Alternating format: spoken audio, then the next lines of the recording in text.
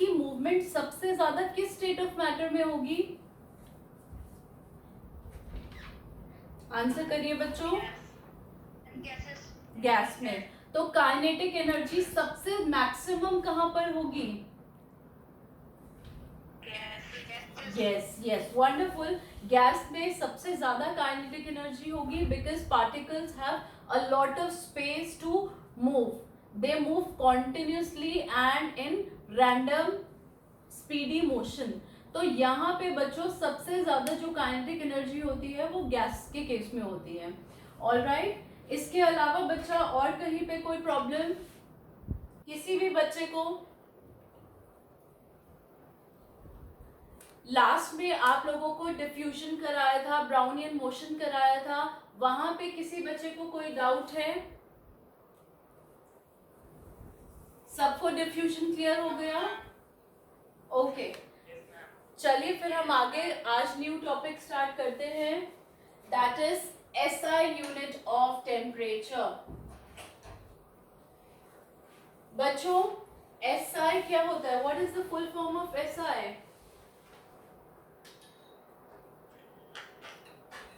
Do any one of you know what is SI? SI is Standard International. Yes, Standard International Unit. बच्चों ये unit major करने के systems होते हैं. एक होता है हमारे पास SI यूनिट ऑफ सिस्टम. इसको हम MKS सिस्टम भी बोलते हैं. ओके, जो दूसरा सिस्टम होता है that is CGS system of unit measurement. CGS और MKS का क्या मतलब होता है? C stands for centimetre, G stands for gram, S stands for second. उसी तरह से M stands for metre, K stands for kilogram, S stands for second. तो बच्चों ये दो यूनिट ऑफ सिस्टम्स होते हैं. One is MKS and other is CGS. अभी हम जो बात कर रहे हैं that is SI unit of temperature. Temperature क्या होता है बच्चों? क्या समझते हैं आप क्या होता है टेम्परेचर?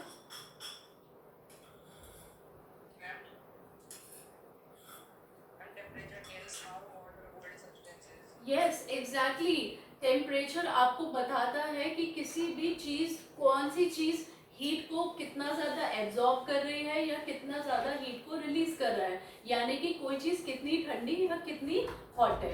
ओके, तो बच्चों यहाँ पर टेम्परेचर मेजर करने के लिए हमें SI यूनिट टेम्परेचर की क्या लेते हैं? SI unit of temperature is kelvin. क्या होगी?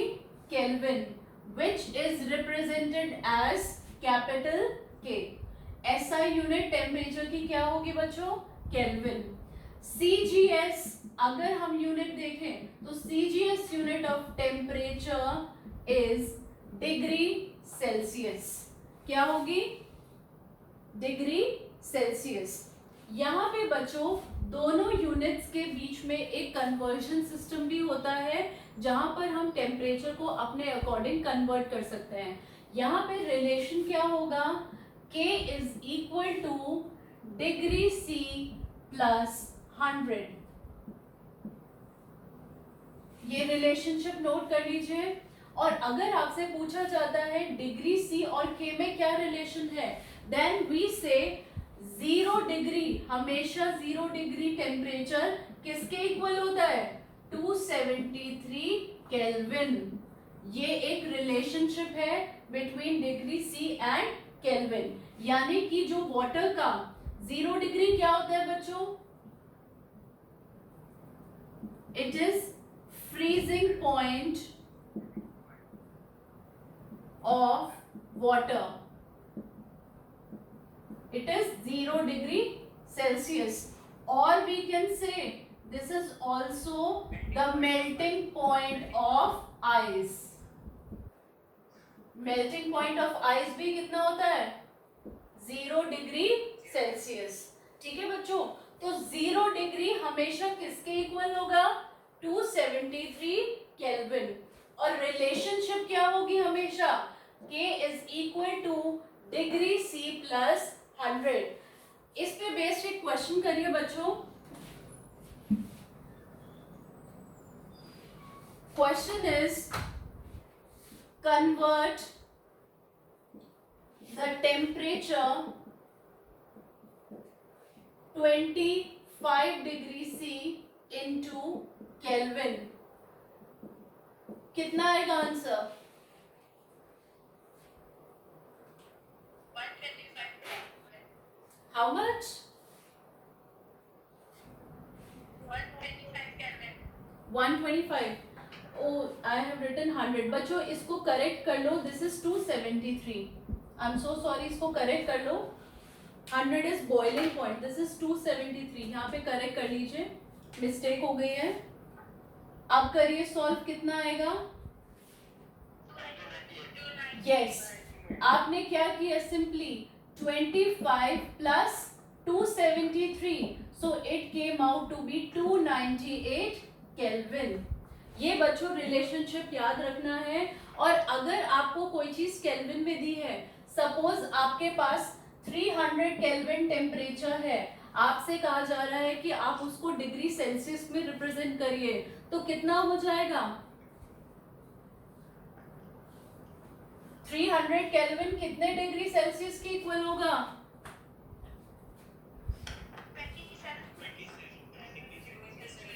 Yes, it is equal to 27 degree Celsius. आपने क्या किया?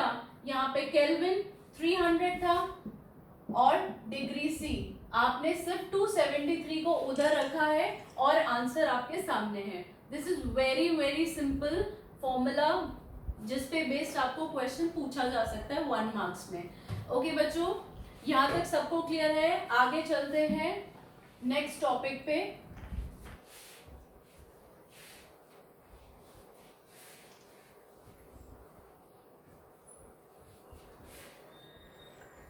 नेक्स्ट टॉपिक, अब से बच्चों जो भी आपका कंटेंट आएगा उसमें सब कुछ बहुत इंपॉर्टेंट है, that is conversion and latent heat. वो सारी चीजें बहुत इंपॉर्टेंट है क्योंकि उसके बेस जो है मैक्सिमम मार्क्स के क्वेश्चंस आपसे पूछे जाते हैं। Okay, so now we are going to start with a new topic that is change of state of matter.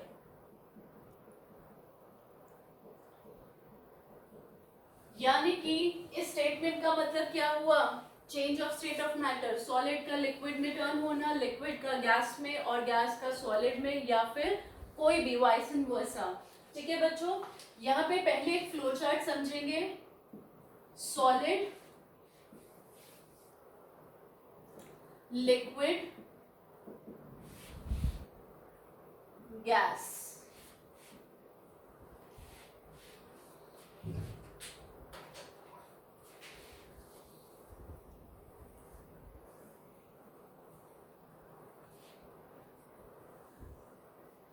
I hope you are getting these arrows indication।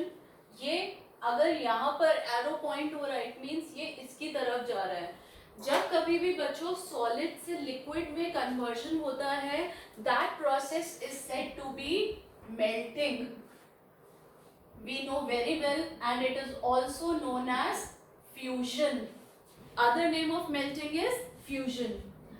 Liquid का gas में convert होना, this process is known as boiling or vaporization।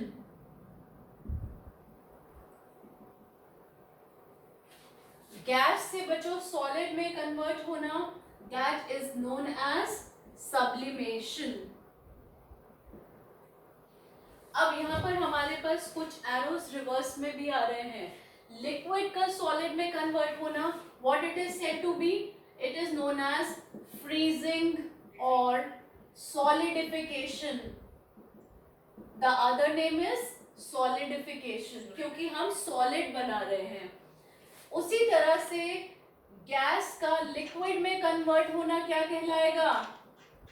Condensation. Very good. वापस से solid से gas बनना क्या हो जाएगा? सब्लिमेशन। देखिए बच्चों, ये हम सबसे एंड में डिस्कस करेंगे क्योंकि ये बिल्कुल अलग वेरिएशन है। यहाँ पर सॉलिड से गैस बनता है डायरेक्टली, बीच में लिक्विड स्टेट नहीं एग्जिस्ट करता है, या फिर गैस से सॉलिड बनता है। दोनों केस में प्रोसेस सेम होगा, that is sublimation. We'll talk about it very later, ठीक है। So we'll start first with what? Melting, which is also known as fusion. देखिए बच्चों, मेल्टिंग क्या हुआ? Melting is the process in which solid is converted to liquid state. किसी भी चीज की सॉलिड स्टेट को हम किस में कन्वर्ट कर रहे हैं? लिक्विड स्टेट में। पर हमेशा कोई भी सॉलिड होगा तो हर सॉलिड का अपना एक फिक्स्ड टेम्परेचर होता है। उस फिक्स टेम्परेचर को हम बोलते हैं मेल्टिंग पॉइंट। क्या कहते हैं? Melting point. Melting point is a fixed temperature of a solid, or you can say of any solid, at which it starts melting. Suppose बच्चों, आइस का कितना है मेल्टिंग पॉइंट? आइस का मेल्टिंग पॉइंट है 0 degree Celsius. यानी कि ice को जैसे ही 0 डिग्री सेल्सियस मिल जाएगा वो एकदम से मेल्ट होना स्टार्ट हो जाएगा। इसी तरह से आयरन का जो मेल्टिंग पॉइंट है दैट इज 1575 डिग्री सी, जो कि बहुत ज्यादा टेम्परेचर है। 1575 डिग्री, जब हम आयरन को इतना टेम्परेचर प्रोवाइड करते हैं तभी जाके उसकी मेल्टिंग स्टार्ट होती है। अगर टेम्परेचर उससे कम होगा तो मेल्टिंग बिल्कुल भी स्टार्ट नहीं होगी, because these temperature ranges are fixed for a particular solid. आप कहें कि फॉलोइंग कोई सॉलिड है, एक्स सॉलिड है सपोज, उसका 75 डिग्री टेम्परेचर है, फिक्स टेम्परेचर जिस पे उसकी मेल्टिंग स्टार्ट होगी। इट मीन्स वो 75 डिग्री उसका क्या होगा बच्चों? Melting point. यहां तक सबको क्लियर है बच्चों? ओके, आगे देखते हैं इसका फिनोमिना कि कन्वर्शन कैसे होता है। देखिए बच्चों, सारे बच्चे ये अब तक जान चुके हैं, सॉलिड लिक्विड गैसेस का सब पढ़ चुके हैं आप। सॉलिड में पार्टिकल्स हमेशा कैसे होते हैं? टाइटली पैक्ड होते हैं। They have maximum force of attraction and they have least inter particle space. ये बात सारे बच्चे जानते हैं। अब बच्चों, सॉलिड स्टेट है कोई भी, सपोज ये आप इसका एग्जाम्पल ले लीजिए कि ये आइस की बात कर रहे हैं हम, ठीक है। आइस पे जैसे ही हीट पड़नी शुरू होगी, हमेशा एक कंसेप्ट लाइफ टाइम आप बच्चों याद रखना कि कभी भी हम किसी चीज को हीट देंगे तो उस हीट देने से उस सब्सटेंस का टेम्परेचर इंक्रीज होगा। देखिए, जब हमें फीवर होता है हमारा बॉडी टेम्परेचर क्या होता है? हाई हो जाता है। क्यों? क्योंकि हीट निकल रही होती है, रिलीज हो रही होती है, ठीक है। अगर कहीं पे भी टेम्परेचर डाउन हो रहा है, इट मींस हीट क्या हो रही है? एब्जॉर्ब हो रही है, ठीक है। तो जैसे ही हमने इस सब्सटेंस पे हीट डाली तो इसका टेम्परेचर क्या हुआ? क्या होगा बच्चों? टेम्परेचर इंक्रीज होगा। हीट प्रोवाइड हुई कोई सब्सटेंस को तो उसका क्या बढ़ गया? टेम्परेचर। हमेशा एक बात याद रखिएगा बच्चों, kinetic energy, kinetic energy is directly proportional to temperature. Kinetic energy is directly proportional to temperature का मतलब हुआ कि काइनेटिक एनर्जी डिपेंड करती है टेम्परेचर पे। अगर टेम्परेचर बढ़ेगा तो काइनेटिक एनर्जी भी बढ़ेगी, अगर टेम्परेचर कम होगा तो काइनेटिक एनर्जी भी कम होती जाएगी, ठीक है। तो हीट मिली सब्सटेंस को, टेम्परेचर क्या हुआ? इंक्रीज हुआ। जब टेम्परेचर इंक्रीज हुआ तो टेम्परेचर इंक्रीज होने से क्या बढ़ गई, काइनेटिक एनर्जी। ठीक है, अब काइनेटिक एनर्जी जब किसी चीज की बढ़ती है इट मींस उसके पार्टिकल्स क्या आ जाते हैं, कांस्टेंट मोशन में आ जाते हैं। ठीक है, तो सॉलिड को जैसे ही हीट मिलती है इसके पार्टिकल फटाफट वाइब्रेट करने लगते हैं, मूव करने लगते हैं। क्यों? क्योंकि साथ साथ टेम्परेचर भी बढ़ रहा है और उसकी काइनेटिक एनर्जी भी बढ़ रही है। जैसे जैसे काइनेटिक एनर्जी बढ़ती जाएगी तो पार्टिकल्स की मूवमेंट और तेज होती जाएगी। जब पार्टिकल्स की मूवमेंट तेज हुई तो कुछ आप सिनेरियो इस तरह से इमेजिन कर सकते हैं कि पार्टिकल्स आपस में थोड़ा थोड़ा थोड़ा दूर जाने लगे। पार्टिकल्स के बीच में क्या क्रिएट हो गया बच्चों, यहाँ पर अब inter particle space. Yes, very good. जैसे ही टेम्परेचर बढ़ेगा काइनेटिक एनर्जी इंक्रीज होगी, तुरंत से क्या होगा, force of attraction will decrease and interparticle space will increase. Yes, very good, wonderful. Interparticle space increase हो जाएगा। जब दोनों ये फैक्टर्स एग्जिस्ट कर गए, ये पूरी चीज पॉसिबल हो गई कि फोर्स ऑफ अट्रैक्शन वीक होने लगा और पार्टिकल एक दूसरे से दूर जाने लगे, तो हम कह सकते हैं कि ये जो आइस है, ये जो सॉलिड स्टेट में था, अब वो किस में चला गया है, लिक्विड स्टेट में। क्योंकि लिक्विड स्टेट में लिक्विड के पार्टिकल्स के बीच में सॉलिड से ज्यादा स्पेस होता है और फोर्स ऑफ अट्रैक्शन भी कम होता है। All of you have understood this thing?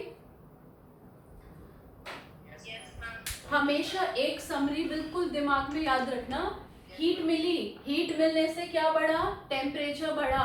Temperature जैसे जैसे बढ़ेगा साथ साथ क्या बढ़ेगी, काइनेटिक एनर्जी। काइनेटिक एनर्जी बढ़ी तो पार्टिकल्स कैसे हो गए, कांस्टेंट मोशन में आ गए, फास्ट मूव करने लग गए।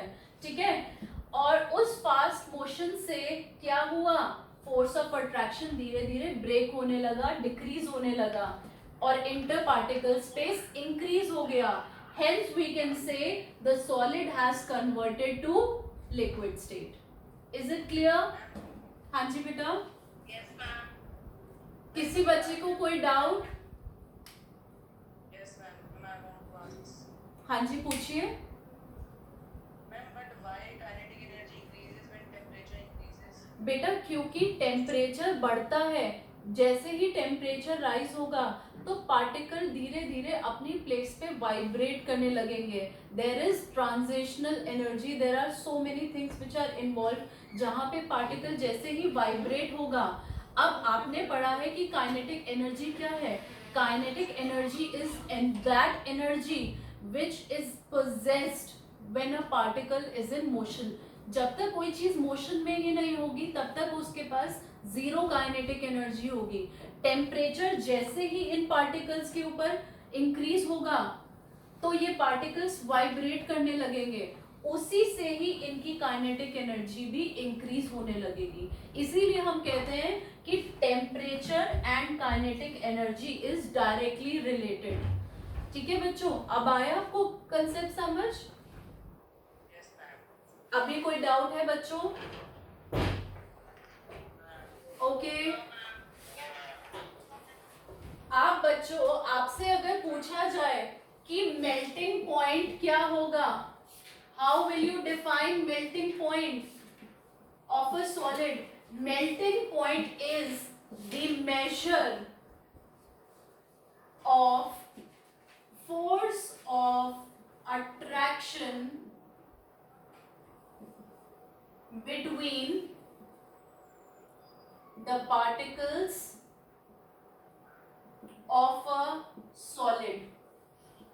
कोई भी अगर आप सॉलिड लेते हैं तो सॉलिड के अंदर पार्टिकल्स प्रेजेंट होंगे, ठीक है, और उनके बीच में फोर्स ऑफ अट्रैक्शन होगी। तो मेल्टिंग पॉइंट क्या होता है, अभी मैंने आपको बताया था पिछले टर्म में, melting point is a fixed temperature जिस पे किसी भी सॉलिड की मेल्टिंग स्टार्ट होगी। ठीक है, पर वो टेम्परेचर क्या है, it is the measure of force of attraction. यानी कि इस बात का मतलब क्या हुआ, अगर एक सॉलिड आपके पास A है, एक आपके पास B है और एक आपके पास C है, ये तीन अलग अलग सॉलिड्स हैं। एक का मेल्टिंग पॉइंट है 0 डिग्री सेल्सियस, एक का मेल्टिंग पॉइंट है 25 डिग्री सेल्सियस और एक का मेल्टिंग पॉइंट है 100 degree Celsius.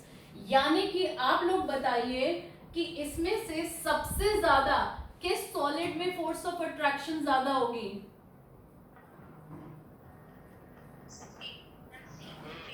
C. Very good. The answer is correct. Why? Because we are saying melting point is the measure of force of attraction. यानी कि जितनी ज्यादा फोर्स ऑफ अट्रैक्शन ज्यादा होगी किसी सॉलिड में, उसका टेम्परेचर उतना ही ज्यादा होगा। हमें उसके पार्टिकल्स को तोड़ने के लिए, उनका फोर्स ऑफ अट्रैक्शन तोड़ने के लिए ज्यादा टेम्परेचर यूज करना पड़ेगा।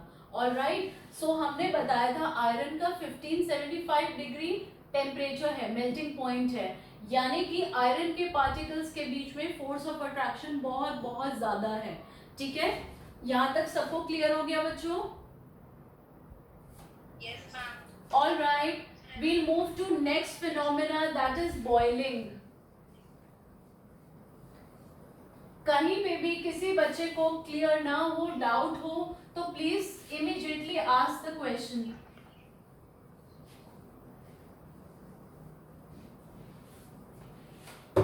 Okay, next phenomena is boiling, also known as vaporization. बच्चों please alarm me when 10 minutes are left. Boiling क्या होता है बच्चों? Boiling is a process in which liquid state is converted to gaseous state. जब कभी भी किसी लिक्विड को हम गैस में कन्वर्ट करते हैं तो उस प्रोसेस को हम बोलते हैं बॉइलिंग और वेपोराइजेशन। तो यहाँ पे बच्चों अगर कोई भी लिक्विड गैस में कन्वर्ट हो रहा है तो वहां पे प्ले करता है एक फिक्स टेम्परेचर जिसको हम कहते हैं बॉइलिंग पॉइंट। तो बच्चों बॉइलिंग पॉइंट भी क्या हुआ, किसी भी लिक्विड का फिक्स टेम्परेचर जिस पे उसकी मेल्टिंग स्टार्ट होती है। Suppose water has boiling point how much, 100 degree Celsius. यानी कि जब तक वाटर को 100 डिग्री टेम्परेचर नहीं मिलेगा तब तक उसकी बॉइलिंग स्टार्ट नहीं होगी। So this is a fix temperature for water. इसी तरह से अल्कोहल की अगर हम बात करें, अल्कोहल का जो बॉइलिंग पॉइंट है दैट इज 78 डिग्री सेल्सियस। यानी कि जब तक 78 नहीं मिलेगा तब तक बॉइलिंग स्टार्ट नहीं होगी। अब बच्चों इसका कंसेप्ट कैसे रिलेट होता है, सारी चीजें कैसे आपस में रिलेटेड है, एक बार फिर से देखते हैं। लिक्विड के अंदर पार्टिकल्स का कुछ इस तरह से पिक्चराइजेशन होता है, कुछ इस तरह से होता है कि पार्टिकल्स के बीच में थोड़ा थोड़ा सा इंटर पार्टिकल स्पेस प्रेजेंट होता है and force of attraction is also there. एक मीडियम लेवल पे फोर्स ऑफ अट्रैक्शन होता है। ठीक है, सपोज कर लेते हैं कि ये हम वाटर की बात कर रहे हैं, वाटर के पार्टिकल्स की। अब बच्चों बॉइलिंग करेंगे किसी भी चीज की, सपोज आपने पानी को गैस पे रखा है, तो गैस पे रखने से आप उसको क्या कर रहे हैं, पानी को आप क्या कर रहे हैं, yes you are providing heat. आप बाहर से एक्सटर्नली उसको हीट प्रोवाइड कर रहे हैं। तो जैसे ही बच्चों वाटर को हीट मिलने लगेगी, हीट मिलते ही सबसे पहले उसका क्या इंक्रीज होगा, very good, the temperature will increase. जब टेम्परेचर किसी चीज का इंक्रीज होता है तो क्या बढ़ जाती है, very good, temperature increase then kinetic energy also increases। ठीक है, काइनेटिक एनर्जी इंक्रीज होने से पार्टिकल्स का मोशन फास्ट होना स्टार्ट हो गया। ठीक है बच्चों, तो काइनेटिक एनर्जी इंक्रीज हुई। अब फोर्स ऑफ अट्रैक्शन धीरे धीरे पार्टिकल्स के बीच का क्या होने लगा, जब पार्टिकल एक दूसरे से दूर जाने लगे, so force of attraction will decrease and interparticle space will wonderful, very good। सारे बच्चे बहुत स्मार्ट हो गए हैं, बिल्कुल स्पीडली कवर कर रहे हैं हर चीज। ठीक है, एक बार फिर समराइज करते हैं। हीट पड़ी, हीट पड़ने से टेम्परेचर इंक्रीज हुआ, टेम्परेचर से डायरेक्टली काइनेटिक एनर्जी इंक्रीज हुई जब काइनेटिक एनर्जी, तो पार्टिकल्स का मोशन फास्ट हो गया। जैसे ही मोशन फास्ट होता है किसी चीज का, तो पार्टिकल्स आपस में एक दूसरे से दूर जाने लगते हैं, क्योंकि बच्चों हीट का डायरेक्ट कनेक्शन होता है कि जो हम हीट बाहर से प्रोवाइड कर रहे हैं वो पार्टिकल्स के बीच का फोर्स ऑफ अट्रैक्शन ब्रेक करने का काम करती है, उसको ओवरकम करने का काम करती है। ठीक है, तो जितना टेम्परेचर देंगे वो फोर्स ऑफ अट्रैक्शन को क्या करेगा, ओवरकम करेगा। ये सारे फैक्टर्स तो आपस में रिलेट होते चले जाएंगे। तो काइनेटिक एनर्जी इंक्रीज हुई, पार्टिकल्स दूर दूर भाग गए, अब फोर्स ऑफ अट्रैक्शन उनके बीच में क्या हो गया, डिक्रीज हो गया, hence the interparticle space increase. और जब इंटरपार्टिकल स्पेस इंक्रीज हो गया, we can say the liquid has converted to gaseous state. I hope this is clear. तो यहाँ पे बच्चों पिक्चर किस तरह से हो जाएगी, फिर पार्टिकल एक दूसरे से इतना दूर दूर चले जाएंगे, उनके बीच का अट्रैक्शन कम हो जाएगा और स्पेस बढ़ जाएगा। Is this clear to everyone? Okay बच्चों, फटाफट नेक्स्ट फिनोमेना डिस्कस करते हैं because we are running short of time. अब हम बिल्कुल इसका उल्टा केस पढ़ेंगे। देखिए, मेल्टिंग और बॉइलिंग जो दोनों फिनोमेना हमने पढ़े हैं वो आपस में कहीं ना कहीं कनेक्टेड हैं। ठीक है, अब हम बात करेंगे freezing, which is also known as solidification.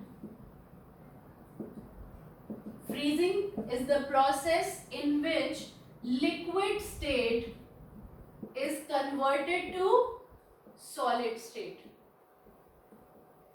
जो हम आजकल कर रहे हैं, आइस बना रहे हैं पानी से। ठीक है, तो यहाँ पर बच्चों एक फिक्स टेम्परेचर के थ्रू ही लिक्विड स्टेट को सॉलिड में कन्वर्ट किया जा सकता है, and that fix temperature is said to be freezing point. Freezing point भी एक फिक्स टेम्परेचर होगा जिसपे किसी पर्टिकुलर लिक्विड की फ्रीजिंग स्टार्ट होगी, वो सॉलिड बनना स्टार्ट होगा। तो लिक्विड का, वाटर का फ्रीजिंग पॉइंट कितना होता है? Yes, it is 0 degree Celsius. वहां पे आइस की मेल्टिंग भी स्टार्ट होती है, बट अगर हम टेम्परेचर धीरे धीरे कम करने लगेंगे, 0 से हम -1 -2 या आगे बढ़ते जाएंगे, तो ये आइस में कन्वर्ट होना स्टार्ट हो जाएगा पानी। ठीक है, यहाँ पे बच्चों किस तरह से चीजें रिलेट होंगी, what is the logic behind freezing. अब लिक्विड है, लिक्विड में हमें पता है कि पार्टिकल के बीच में इंटर पार्टिकल स्पेस है और फोर्स ऑफ अट्रैक्शन भी थोड़ा बहुत प्रेजेंट है। Particles are not very closely packed, सारे बच्चे जानते हैं। यहाँ पे बच्चों क्या होता है कि जैसे ही हम कोई भी चीज को आप फ्रिज में रख रहे हैं, तो फ्रिज में हम टेम्परेचर हमेशा कम करते हैं चीजों का। ठीक है, फ्रिज में हमेशा टेम्परेचर 0 से बिलो रहता है, माइनस में रहता है। ठीक है, तो यहाँ पे बच्चों हम क्या करेंगे, टेम्परेचर डिक्रीज करेंगे। क्या करेंगे? Temperature decrease. जैसे ही आपने फ्रीजिंग के लिए कोई लिक्विड को रखा, आपने सबसे पहले उसका टेम्परेचर डिक्रीज किया, तो जो उसके पार्टिकल्स के बीच में थोड़ी सी भी हीट एनर्जी प्रेजेंट थी, जिसकी वजह से पार्टिकल्स मूव कर रहे थे, अब वो पूरी की पूरी हीट क्या हो जाएगी, बाहर निकल जाएगी। Heat will move out. यहां पर क्या होगा बच्चों, हीट बाहर मूव आउट हो जाएगी क्योंकि हमने टेम्परेचर डिक्रीज किया है। अब बच्चों क्या होगा, जैसे ये हीट निकली, पार्टिकल्स जिसकी वजह से वाइब्रेशन में थे, तो अब उन पार्टिकल्स का वाइब्रेशन धीरे धीरे धीरे धीरे कम होने लगेगा, उनका मोशन क्या होने लगेगा, कम होने लगेगा। और सबसे पहली बात जो आप लोगों को नोटिस करनी चाहिए कि हम टेम्परेचर क्या कर रहे हैं, डिक्रीज कर रहे हैं। और टेम्परेचर किससे डायरेक्टली रिलेटेड है, काइनेटिक एनर्जी से। वंडरफुल। तो टेम्परेचर डिक्रीज करते ही क्या डिक्रीज हो जाएगी, काइनेटिक एनर्जी। जब किसी चीज की काइनेटिक एनर्जी डिक्रीज होगी, इसका मतलब उसके पार्टिकल्स का मोशन भी क्या हो रहा है, कम होता जा रहा है। ठीक है, तो जो हीट अंदर पार्टिकल्स में प्रेजेंट थी, जिसकी वजह से वो पहले मोशन कर रहे थे, अब वो हीट निकल गई, तो पार्टिकल का मोशन क्या हो गया, कम हो गया। जब किसी चीज का मोशन बिल्कुल धीरे धीरे रुकता चला जाएगा, तो पार्टिकल धीरे धीरे पास आने लगेंगे, उनके बीच का फोर्स ऑफ अट्रैक्शन इंक्रीज हो जाएगा। So here force of attraction starts increasing। जब फोर्स ऑफ अट्रैक्शन इंक्रीज होगा तो इंटर पार्टिकल स्पेस का क्या होगा बच्चों, very good, the inter particle space will decrease. ये लॉजिक सबको समझ में आया बच्चों, सब बच्चे समझ पा रहे हैं इस कंसेप्ट को।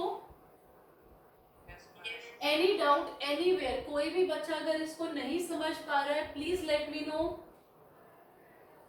एक बार फिर से, क्योंकि आपके पास हार्डली 2-3 मिनट्स बचे हैं, तो I just recap this once again. देखिए बच्चों, फ्रीजिंग में क्या हुआ, फ्रीजिंग जब भी करते हैं तो किसी चीज का टेम्परेचर डिक्रीज करते हैं। टेम्परेचर डिक्रीज हुआ तो साथ ही साथ काइनेटिक एनर्जी भी डिक्रीज हुई। तो अंदर जब पार्टिकल्स पहले से ही लिक्विड के मोशन में थे, तो उन मोशन को परफॉर्म क्या करवा रहा था, हीट जो ऑलरेडी पार्टिकल्स में प्रेजेंट थी। अब वो हीट एकदम से बाहर मूव होने लगी, तो काइनेटिक एनर्जी भी डिक्रीज हो गई। इट मींस पार्टिकल्स का मोशन कैसा हो गया, बहुत कम हो गया, मिनिमाइज हो गया मोशन। जैसे ही पार्टिकल का मोशन कम हुआ, सपोज ये पार्टिकल है, कॉन्स्टेंटली मूव कर रहे थे, अब धीरे धीरे मोशन कम हुआ, तो इनके बीच का अट्रैक्शन धीरे धीरे बढ़ने लगेगा। जब कोई चीज का अट्रैक्शन बढ़ने लगा तो वो चीज क्लोज आ गई, उसके बीच का जो इंटर पार्टिकल स्पेस है वो क्या हो गया, पहले दूर थे अब कम हो गया। Hence we can say the liquid state has been converted to solid state। यहाँ तक क्लियर हुआ सारे बच्चों को? ओके बच्चों, इस टॉपिक को अभी हम यही बंद करते हैं। आपके पास अभी 2 ही चीजें रह गई हैं डिस्कशन के लिए, that is sublimation and the other is condensation. सारे बच्चों के लिए होमवर्क है कि आपने अभी फ्रीजिंग पढ़ा है, फ्रीजिंग के जैसा ही बिल्कुल कंडेंसेशन का फिनोमेना है, जहाँ पर हीट निकलेगी और टेम्परेचर डिक्रीज करेंगे किसी चीज़ का। तो आपने थोड़ा सा खुद से कैलकुलेटिव बनना है और चीज़ों को रिलेट करना है। नेक्स्ट जब भी आपको मैं मिलूंगी, we are going to discuss about all these topic and we will start with latent heat of matter.